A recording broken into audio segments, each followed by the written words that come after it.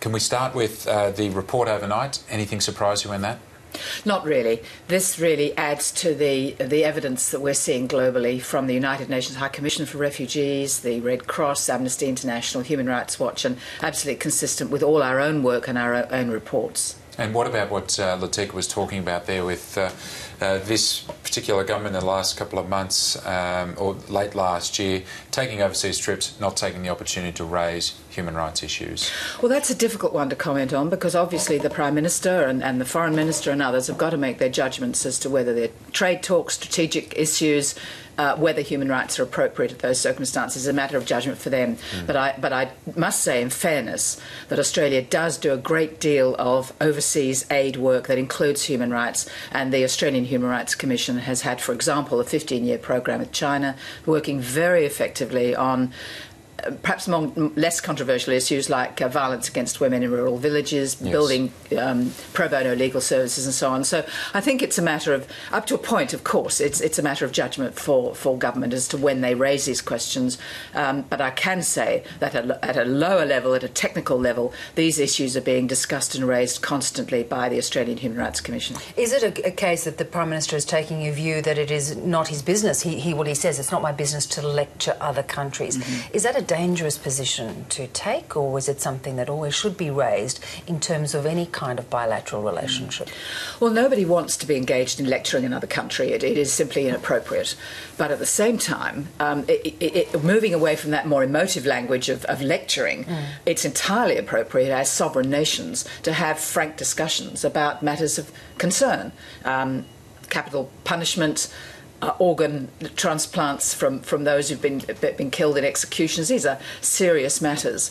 But at the same time, the Prime Minister has got to be very careful in respecting, particularly in our region, human rights, where, for example, China has raised hundreds of millions of people out of poverty. Now, we have to respect that. And similarly in the work that's being done in Indonesia and Vietnam and so on. So it's a very difficult matter, but it's one that I think the Prime Minister will have the courage to raise in appropriate circumstances.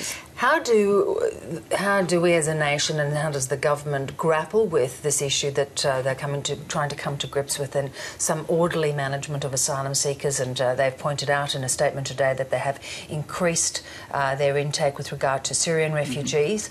So wanting to send a very clear message to stop this illegal trade, but by the same token then damaging, it would appear, our international reputation. Well, I think there's no doubt at all that Australia's position in relation to asylum seekers is unique internationally as a matter of practice. It's extremely harsh and egregious, and that is raising concerns at the international level, and I see that as President of the Australian Human Rights Commission, and that's very worrying. I think we have to acknowledge that the government has been very successful in stopping the deaths at sea.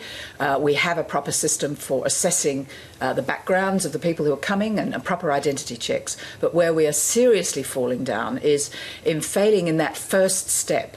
We have, and this is a matter of great concern to the Australian community, I think, as time goes by, at least 33,000 people in Australia whose claims have yet to be determined. And that is probably one of the most worrying elements, because more than 6,000 are in mandatory detention, including over 1,000 children. And others are in the community on bridging visas, but with no work rights, which is going to create all sorts of problems of adjustment.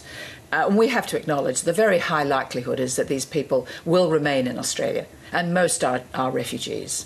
So those are problems that the government has got to face, and I understand from the Minister, from Scott Morrison, that very major efforts will be made to clear that backlog after July next year. But we are egregiously at risk of breaching fundamental international standards, and the United Nations has been very clear in saying that. What's your major concern with the policy of the Australian government and the actions and everything we've seen in the last couple of months? I think the area that is of the greatest concern to the Australian Human Rights Commission is the continued detention of children. I think every Australian understands that perhaps this is one area where Australia has simply gone too far. Where, as I said, we've got over 1,000 children in closed detention, in isolated conditions.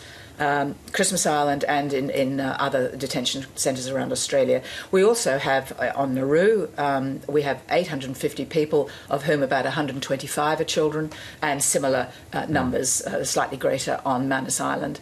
Our concern is, as a matter of law, children should not be detained except as a matter of last resort, and we're clearly not at the last resort level. So we have mechanisms in Australia, and very humane ones, of getting people out into the community, and we'd like to see the children at minimum in community detention, but preferably with their families on bridging visas, able to have access to education, to be integrated into the community. Because after all, these are going to be future Australian citizens, one way or the other. We know that's a likelihood. When you have conversations with the government about these issues, what happens in those conversations? What are the responses that you get? Well, I think that with the Minister, Scott Morrison, I talked to him before the election, I've talked to him after the election. He's been very tough on the stopping the boats. Obviously, that's government policy, and they were elected to implement that policy, and they've been remarkably successful in doing so. But I've also, of course, raised the issues, and I've personally found that he understands the concerns that we've got at the Australian Human Rights Commission.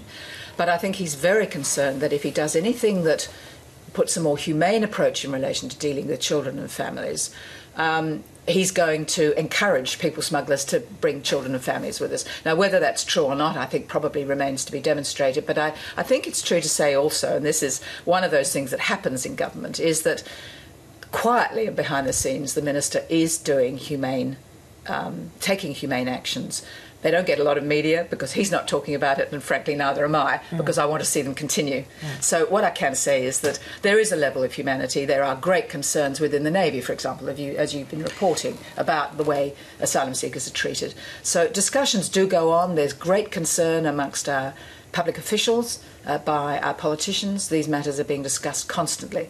But the Minister must maintain, in his political view, a very strong line at the public level. And that's the difficulty of him finding a way of taking a more humane approach. And I believe that in time he will move to that more humane approach. And what did you make of those claims last night that we heard through the ABC that asylum seekers say that they were having to be treated for burns inflicted by the Navy, telling them to hold on a hot pipe? How do you view those claims when they're first made?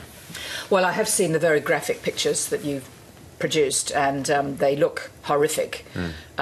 We need to know the facts. I'm sure you and your listeners would all agree with that. We don't know what the facts are, but at the moment things are looking very worrying. But at the same time, I think we have to acknowledge that the Navy officials are very well trained. This is not the job they signed up for.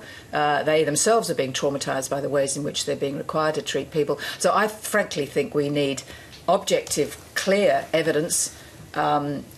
We are going to do an inquiry at the Australian Human Rights Commission into the detention of children and the circumstances. That's a formal inquiry that I will be launching in the next week or so, and we hope that there'll be some sort of inquiry into this behaviour. So to your point about we need to know, are you concerned about how little we are learning? Yes, that is a great concern, not only at the particular issue, because we are not being informed as we were before the election, and that's a worry for the Australian public. It's a worry for democracy. If we're going to have an informed representative democracy, we must have the facts, and the media must be given the facts, and we should be at the Australian Human Rights Commission, among others.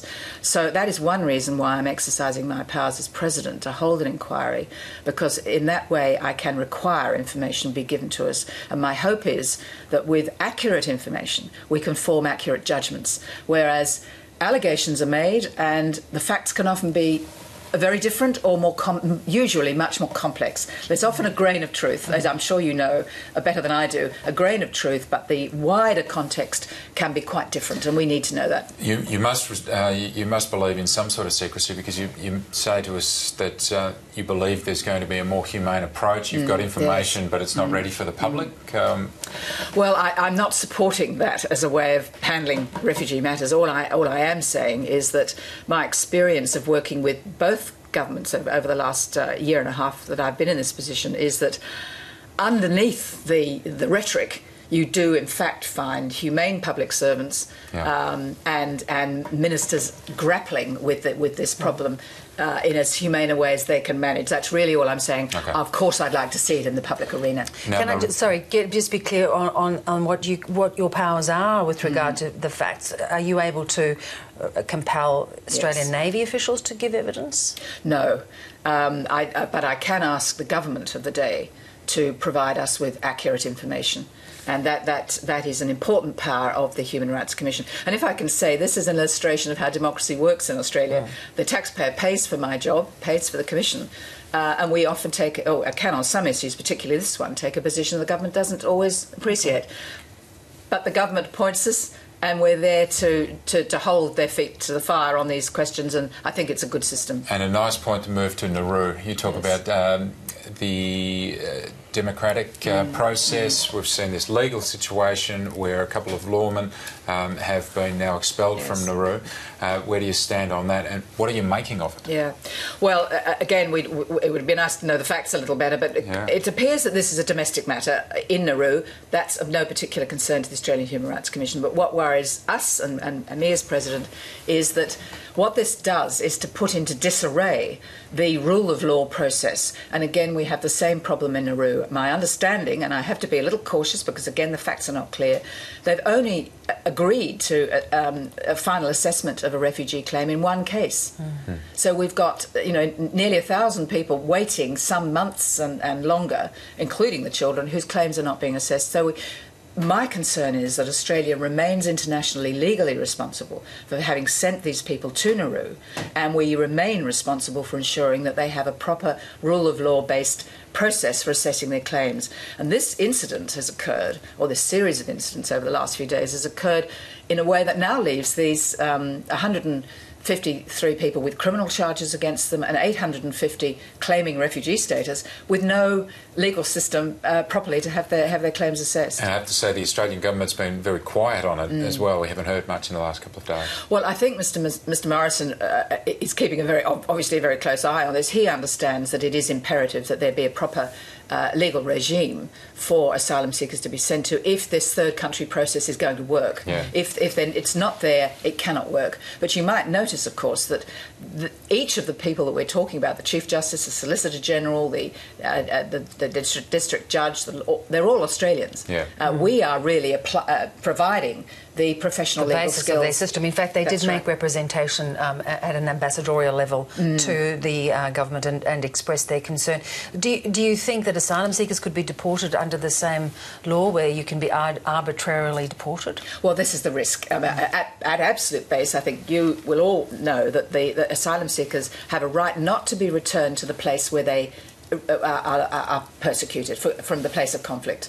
The difficulty we have is that there's a real risk that Nauru will simply say, we simply can't handle this, we're not assessing their claims and we're sending them back. And that's a great, great danger. As we know statistically, most of these people claiming refugee status are genuine refugees and they have a valid right to ask our protection. How we provide that protection is a matter, of course, for the Australian government.